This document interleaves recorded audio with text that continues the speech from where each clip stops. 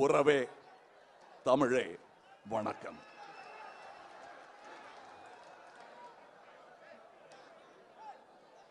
அதாவது முன்னுரை அங்கேயே சொல்லிட்டேன் தம்பியை பற்றி.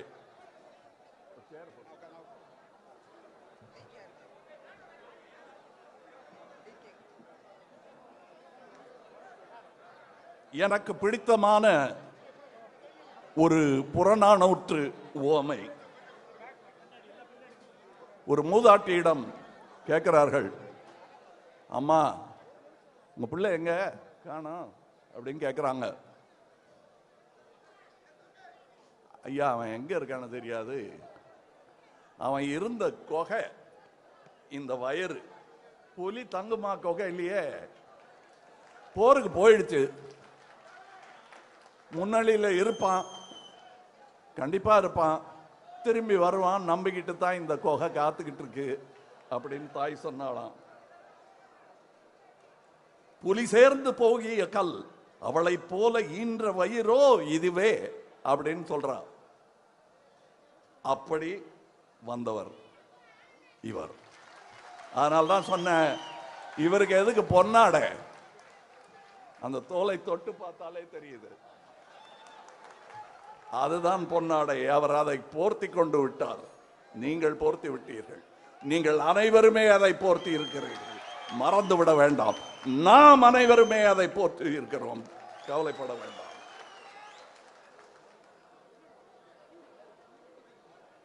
அவருடைய இந்த 40 ஆண்டு அரசியல் வாழ்வு சாதாரணமானது. அதைத்தான் சொன்னேன், நான் தழும்பு தொட்டு பார்த்தேன். யார் என்ன என்ன வண்ணங்கிறதெல்லாம் முக்கியமே கிடையாதுங்க. பெரும்பான்மையை மதிக்க வேண்டும் என்ற எண்ணம் இல்லாதவர்களை சாட வேண்டியது நம் கடமை.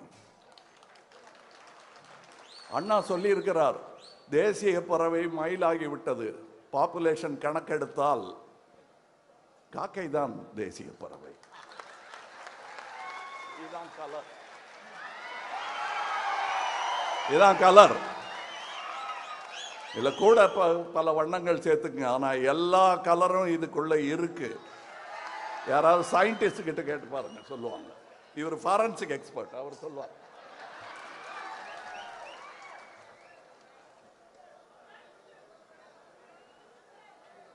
அதாவது கலைஞர் மூதறிஞர் அவர்கள் இவரை ஜெனரல் அப்படின்னு கூப்பிட்டாரு. எந்த விதமான ஜெனரல்? அவர் அம்பேத்கர் எனும் படையின் general. Caste is not a division of labor, it is a division of laborers. நீ அதான் நானும் அதான், ஏன்டா சும்மா போராடிட்டு என்று சொல்ற வார்த்தை அது. ஆங்கிலத்தில் சொன்னதுனால காரணம் தெரியவில்லை. சாதி பிரிவினைகள் தான் இந்தியாவின் பலவீனம். சாதிய தடைகள் நீக்கப்பட்டால், நீக்கப்பட்ட பின்புதான், பட்டால் இல்ல, அதற்கு பிறகுதான் நாம் ஒரே தேசமாக ஒரே மக்களாக இணைய முடியும்.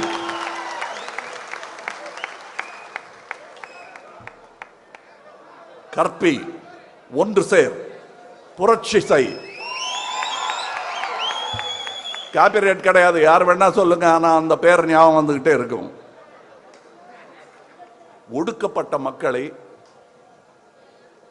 அரசியல் மயப்படுத்துவது என்பது எளிதான காரியமே அல்ல. அப்படி அரசியல் மயப்படுத்துவர்கள் எல்லாருமே ஆச்சரியத்துக்குரியவர்கள், அற்புதமான மனிதர்கள். அடிக்கடி வரமாட்டார்கள், பயன்படுத்திக் கொள்ளுங்கள்.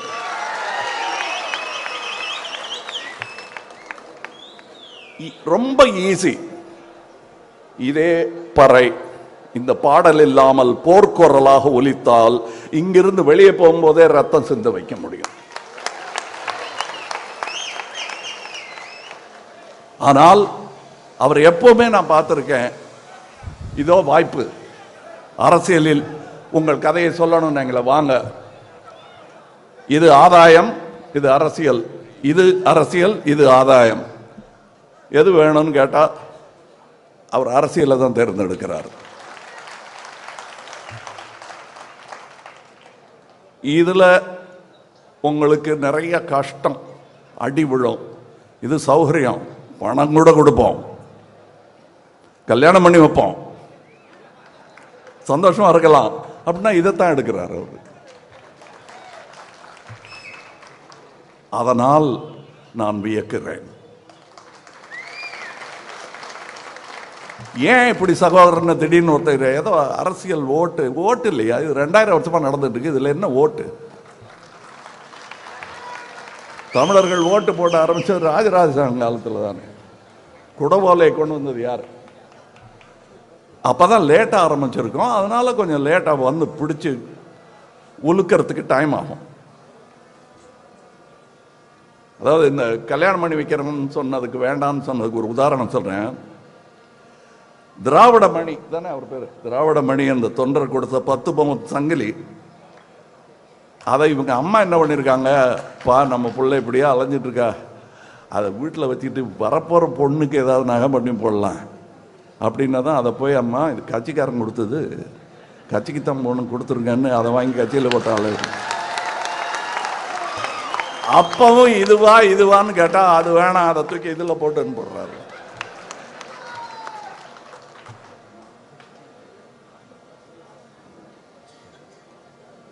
இது அங்கீகாரமா இதை ஒரு கட்சியா வளர்க்கறதுங்கிறது எவ்வளவு கஷ்டங்கிறது ஆரம்பித்த எனக்கும் தெரியும். அப்போ அது வருஷத்துக்கு முன்னாடி செஞ்சா. அங்கீகாரம் பெறுவதே கஷ்டங்க. இவெல்லாம் ஒரு ஆளாங்கிறது எத்தனை வருஷமா கேட்டுக்கிட்டு இருக்கோம் நாம. அது பதவி ஆசையில் வரும் கோபமே தவிர அதுக்கும் சாதிக்கும் கூட சம்மந்தம் கிடையாது. ஆனா ஒண்ணு என்ன கேட்டாங்க, அரசியல்னா ஒரு எதிரியை முடிவு பண்ணிக்கலன்னா அது அவங்க சொல்றது தற்கால சம்பாத்திய அரசியல் பத்தி சொல்றாங்க. எனக்கு அரசியல் கடமை, என் தொழில் சினிமா, கோடி கோடியா சம்பாதிப்பேன். அப்புறம் இதெல்லாம் என்ன பண்ண போறேன்னு யோசிச்சா, இவங்க சுவிஸ் பேங்க்ல வச்சிருக்காங்களே சுவிட்சர்லாந்துல, அந்த பணம்லாம் இவங்க வியாதியஸ்தர்களா படுத்து கிடக்கும்போது திரும்பி வந்துதான்னு பார்த்தா வரவே இல்லை. அது அவங்க நம்புற சொர்க்கம். இந்த சொர்க்கங்கிற மாயை நம்ம ஒரு 4 சதுர அடி நிலம் வாங்கணும்னா புரோக்கர்கிட்ட கேட்பேன், எங்கப்பா இருக்கு, இது இங்கே இருக்கு, ரூட் இருக்கா, ட்ரெயின் இருக்கா பக்கத்தில், சாக்கடை வழியா பக்கத்தில், போய் மிதிச்சு பார்ப்போம். யாருமே பார்க்கல. பார்த்துட்டு ஒரு புரோக்கர் கூட சொல்லலை நம்மகிட்ட. இருக்கிறதா நம்பிட்டு இருக்கிற ஒரு இடத்துக்கு அட்வான்ஸ் கொடுக்குறோம். இதுக்கெல்லாம் போடணும். இந்த சங்கிலி கொடுத்தார, அதுதான் சொர்க்கத்துக்கான அட்வான்ஸ். என் படத்துல வரும், இந்த பாட்டெல்லாம் வரும். இதை உணர்ந்து தான் நான் வந்திருக்கேனே தவிர ஏதோ தப்பி அரசியல்ல எங்க போகணும், தடுமாற்றமா இருக்க, பிடிக்க ஒரு தோல் வேணும். ஏன் சாதியை சொல்லி என்ன கிண்டல் பண்ணுவாங்க. அதனால என்ன கேட்டாங்க, முதல் எதிரி தேர்ந்தெடுத்துட்டீங்களான்னு. தேர்ந்தெடுத்துட்டேங்க, சாதி தான் என் முதல் எதிரி.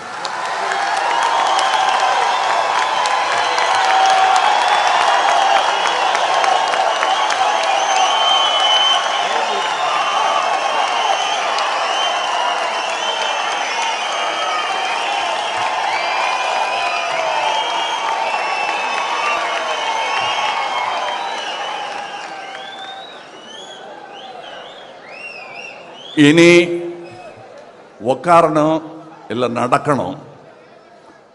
முட்டிக்கு வேற வேலை கொடுக்க கூடாது. புரியுதுங்களா? அது தரையில படுறதுக்காக வச்ச இடம் இல்லை. இதுதான் உள்ளங்கால் தான் தரையில படுறதுக்காக வச்ச இடம். கட்ட விரல் ரொம்ப முக்கியங்க. அது கையில் இருந்தாலும் காலில் இருந்தாலும் முக்கியம், ஞாபகம் வச்சுக்கோங்க. இந்த கோபம் என் நெடுநாளைய கோபம். பிறப்பினால் நான் எவருக்கும் தாழ்ந்தவன் அல்ல, என்னை விட உயர்ந்தவர் யாரும் இல்லை என்பதை உங்கள் மனதில் பதிய வைப்பதுதான் இமாலய சாதனை. அதில் ஏறி நின்று கூவி விழிக்கும் டென்சிங்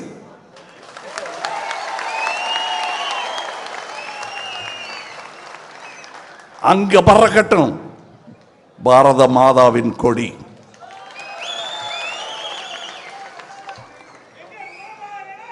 ஒரு சமுதாயத்தின் முன்னேற்றத்தை, பெண்களின் முன்னேற்றத்தை வைத்துத்தான் அளவிட முடியும்.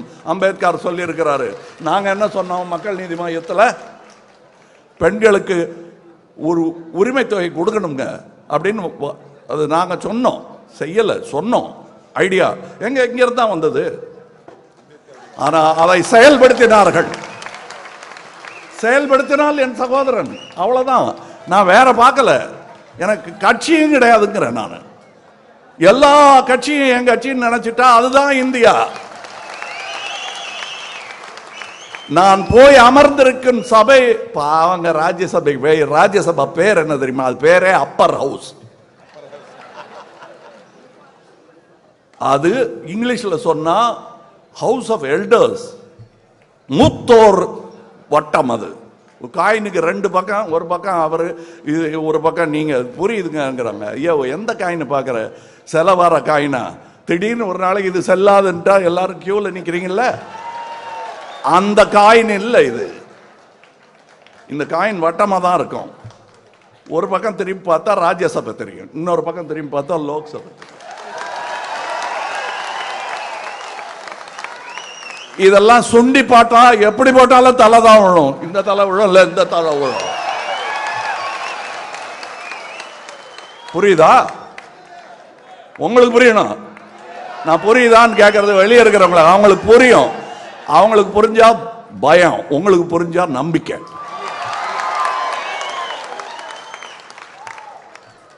அதுக்கு தமிழ்நாடு தான் உதாரணம். அந்த நம்பிக்கை வந்துருச்சு, இன்னும் பலமா வரணும். இரட்டை இலக்க பொருளாதாரம் அதிர்ச்சியா இருக்கு அவங்களுக்கு எல்லாம். அந்த சகோதரர் ஸ்டாலின் கலைஞர் உரிமை தொகை அப்படின்னு ஒண்ணு கொடுக்கிறார் இல்லையா, அது அடியே நடுங்குது. இங்கதான் ஆரம்பிச்சது, இப்ப எல்லாரும் பண்றாங்க. அது எங்க இருந்து வந்ததுங்கிறதுக்கு நான் முதல் வாக்கியம் படிச்சு காட்டிட்டேன். இவர் உருவெடுத்த பிறகுதான் ஒடுக்கப்பட்ட உழைக்கும் மக்களுக்கு உண்மையான விடுதலை கிடைப்பதாக நாம் நினைக்கிறோம்னா ரொம்ப சுருங்கிடும். நாம் நினைக்கிறோம். அத நான் சிதம்பரம் தொகுதியில இவருக்காக பிரச்சாரம் போன போது நான் உணர்ந்தேன். யூனிஃபார்ம் போட்டுக்கிட்டு நின்ன போலீஸ்கார கண்ணில் தண்ணி வருதுங்க.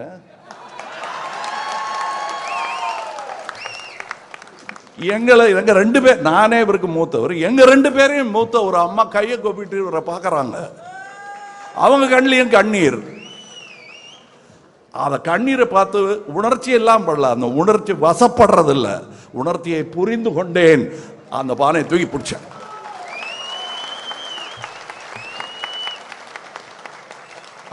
அதில் பொங்கல் நடத்த வேண்டும், பொங்கல் நடத்த வேண்டும், பகிர்ந்து உண்ண வேண்டும்.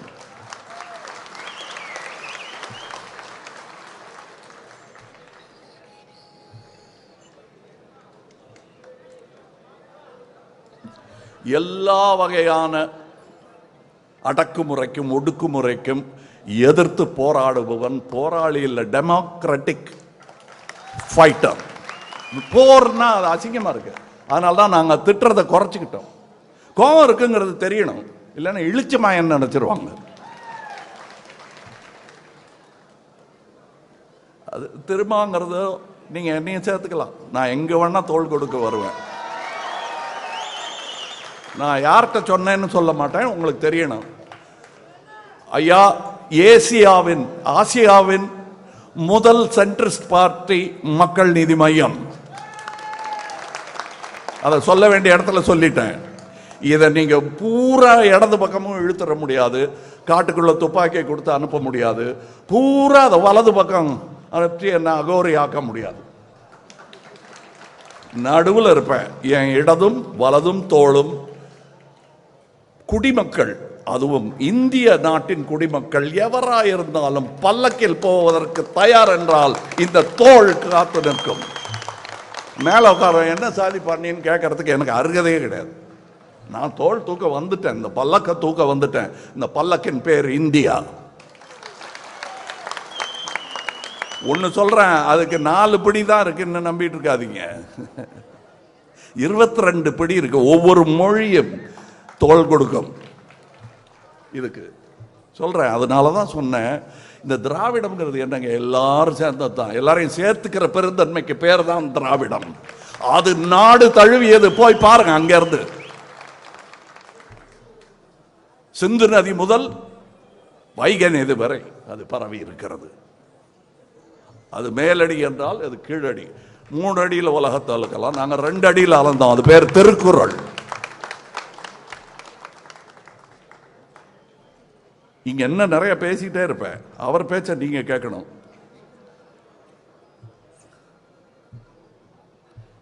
இதெல்லாம் பேசிட்டேன், நான் நோட்ஸ் எடுத்தேன். அதுக்கப்புறம் அதெல்லாம் எனக்கு உணர்வோட பேசுவதுதான், உண்மையாக பேசுவதுதான் முக்கியம்.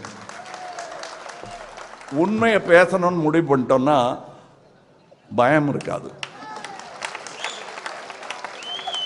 ஏன்னா உண்மைதானே. அப்புறம் என்ன, நீங்க உண்மை பேசுறீங்க, ஜெயிக்கலையே என்ன பண்றீங்க, சத்தியமே விஜயத்தை எல்லாம் என்ன ஆச்சுன்னு கேட்டாங்க. சரி, உன்னுடைய சிறப்பான பொய் என்று எதை சொல்வீர்கள்? நம்பிட்டாயா அப்படிங்கிறதானே. எப்படி நம்பினீங்க? உண்மை மாதிரி இருந்த பொய் கூட ஜெயிக்கணும்னா சத்தியத்தை கொஞ்சம் தொட்டுக்கணும். ஊருகா மாதிரியாவது சத்தியம் ஜெயிச்சுக்கிட்டே இருக்கும். உனக்கு அது தெரியல, எங்களுக்கு தெரியுது. ஆனால்தான் நியாயமா நேர்மையா பேசுறவனுக்கு பொய் சொல்றவனும் உடனே அடையாளம் தெரியும். உங்களுக்கு என்ன அடையாளம் தெரியுதா? நான் நேர்மையானவங்கிறது அடையாளம் தெரியுதா? பொய் பேசலைங்கிறது புரியுதா? அதை புரிஞ்சுக்கிட்டா போதும். இந்த போர் பறை உலகம் எல்லாம் கேட்கும். புரிஞ்சுக்குங்க. என்ன மாதிரி கோடி பேர் இருக்காங்க உங்களுக்கு தோள் கொடுக்க, அவனையும் சேர்த்துக்குங்க. நீங்களும் வாங்க. அது நான் மையத்தில் இருக்கிறதுனால இந்த புயல் எங்க எங்க எங்கெல்லாம் வீசுதுன்னு என்னால பார்க்க முடியுது. இங்க காத்து அடிக்காது, நாரிரும் காத்த. அதான் சொல்றாங்கல்ல மலஹாசன், ஏய் மலத்தை பத்தி எங்கிட்ட பேசாத, எங்க மூதாத தாத்தா காந்தி கிட்ட கேளு மலம்னா என்னன்னு சொல்லுவார், அள்ளுவார். அன்னைக்கு கல்கட்டாவில் 1908 நடந்த போது காங்கிரஸ்காரங்கள்லாம் அதெல்லாம் சாப்பிட்டுட்டு அங்க போய் செய்ய வேண்டியது செஞ்சுட்டு வந்தாங்க. காந்தியார் தான் போய் அதை கிளீன் பண்ணிட்டு தான் பிரேக்ஃபாஸ்ட் சாப்பிடுவாரு, காலை உண்டி. அதுக்கப்புறம் என்கிட்ட மலஹாசன் சொன்னேன்னா சந்தோஷம், சபாஷ், நான் தான். அது அங்க தாத்தா அதை அள்ளுவாரு, நானும் சேர்ந்து அள்ளுவேன். ஆனா உனக்காக அள்ள மாட்டேன், எனக்காக அள்ளுவேன். ஏன்னா டெய்லி நீங்களா தானடா பண்றீங்க. அதனால என்ன நீ கூப்பிடு, கோபம் இல்லைங்க, புரிய வைக்கிறேன். நான் என் பிள்ளைகளே அடிச்சது கிடையாது, கேட்டு பாருங்க சொல்லுவாங்க. சண்டை போடலாம், கத்தலாம், ஆனா அடிக்கக்கூடாது. அது புரிஞ்ச இன்னொரு சகோதரர் இவருக்கு பிறந்த நாள் சொல்லுவது கடமையா இருந்தது. இன்னொரு பெரிய விழா நான் கனவு கண்டுகிட்டு இருந்த விழா, அதுக்கு போகணும்னு நினைச்சிட்டு இருந்தேன். சேலத்தில் நடக்குது. ஆனா இதை இப்ப செஞ்சிடணும். இப்ப இது தேவை. அங்க நிறைய பேர் பெரியவர்கள் இருக்காங்க.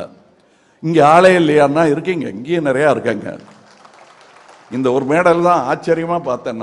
நான் கலைஞன் இல்லையா, வழக்கமா நாங்க மட்டும் ஆடிக்கிட்டு இருப்போம், இங்க இருக்கிறவங்க எல்லாம் உட்காந்து பார்த்துக்கிட்டு இருப்பாங்க. நீங்க நான் உட்காந்து பார்த்துட்டு இருந்தேன், அங்க இருந்தவங்க எல்லாம் ஆடிக்கிட்டாங்க. அதனாலதான் கூத்தன் நான் உங்களை கூத்தர்களே என்று வணங்கினேன். நானும் கூத்தன் தான், ஞான கூத்தன். அது எங்க குரு பேர். ஞான கூத்தன் ஒரு கவிஞர் இருந்தார், என் மனதில் இன்னும் இருக்கிறார். அந்த ஞான கூத்தன் குரலாக கேட்டுக்கொள்ளுங்கள். இதுக்கு மேல என்ன சொல்றது? கட்டி பிடிச்சாச்சு, அவருக்கு நம்பிக்கை கொடுத்தாச்சு. பறை பின்னாடி இருக்கு, படை இங்க இருக்கு. வெல்க வாழிய செந்தமிழ், வாழ்க நற்றமிழர், வாழிய இந்திய மணித்திருநாடு. வணக்கம்.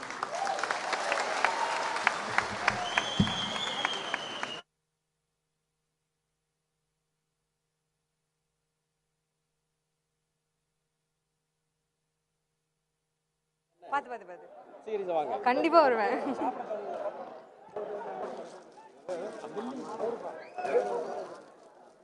ஆ